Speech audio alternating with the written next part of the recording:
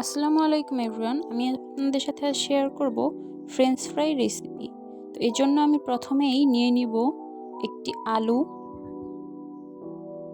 আলুগুলোকে আমি লম্বা লম্বা করে কেটে নিয়েছি, দেখতেই পাচ্ছেন, এবং ভালো করে ধুয়ে নিয়েছি। এবার আমি একটি পাত্রে গরম পানি নিয়ে আলুগুলোকে সেদ্ধ হতে দিয়ে দিয়েছি। আলুগুলোকে আমার হাফ বয়েল করে নিতে হবে, যেন পুরোপুরি সিদ্ধ না হয়ে যায়। এবং হাফ বয়েল হয়ে গেলে আমি আলুগুলোকে নামিয়ে নিলাম, এবং সাথে সাথে আমাকে ঠান্ডা পানি দিতে হবে এখানে। এবার ঠান্ডা পানি দিয়ে আমি কিছুক্ষণ রেখে দিব। পানি থেকে আমি কিছুক্ষণ পর উঠিয়ে নিব। উঠিয়ে নেওয়ার পর আমি আলুগুলোকে চেপে চেপে টিস্যু দিয়ে পানিগুলোকে আলুর গায়ে থেকে মুছে নিব, যেন আলুতে কোনো পানি না থাকে। এ পর্যায়ে আমি কিছু মশলা ব্যবহার করব। এখানে দিয়ে দিলাম হলুদের গুঁড়ো দিয়েছি। এবার আমি এখানে দিয়ে দিব মরিচের গুঁড়ো সামান্য পরিমাণে।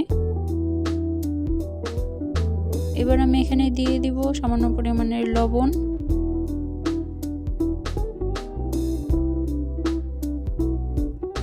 এরপর আমি এখানে একটু ম্যাগি মশলা ইউজ করব। এটা চাইলে আপনারা স্কিপ করতে পারেন, এবং এটা দিলে হবে কি একটু ঘ্রাণ ভালো আসবে। তো এটা চাইলে আপনারা স্কিপ করে যেতে পারেন। এবার আমি এখানে দিয়ে দেবো সামান্য পরিমাণের কর্নফ্লাওয়ার। সবগুলো মশলা এভাবে দেওয়া হয়ে গেলে ভালোভাবে মেখে নিতে হবে, যেন আলুগুলোর গায়ে মশলাগুলো লেগে থাকে। তো আমার মাখানো হয়ে গেলে এবার আমি এটাকে এভাবেই রেখে দিব প্রায় 10 থেকে 15 মিনিটের মতো। দেখুন, এটাকে আমি রেস্টে রেখেছিলাম 15 মিনিটের মতো।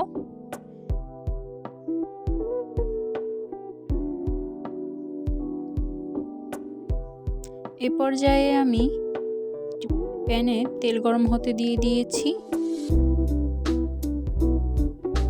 এবার আমি আলুগুলোকে দিয়ে দিব। তেলটা আমার একদম গরম হওয়া যাবে না, হালকা গরম হলেই আলুগুলোকে ছেড়ে দিতে হবে, এবং চুলার একদম লো আঁচে রেখে আমার আলুগুলোকে ভাজতে হবে।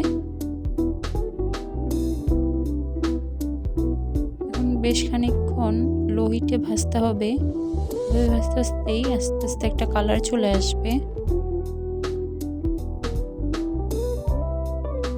বেশ, এভাবে দেখুন আমার ফ্রেঞ্চ ফ্রাইগুলো ভাজা হয়ে গেছে। এবার আমি উঠিয়ে নিব। বেশ, এভাবেই ঘরে তৈরি করতে পারবো আপনারা মুচমুচে ফ্রেঞ্চ ফ্রাই, যেটা বাচ্চারাও খুব পছন্দ করে এবং বড়রাও খুবই পছন্দ করবে। আপনারা অবশ্যই রেসিপিটি বাসায় ট্রাই করে দেখতে পারেন, এবং আমার ভিডিওটি ভালো লাগলে লাইক, কমেন্ট ও শেয়ার দিয়ে পাশে থাকবেন।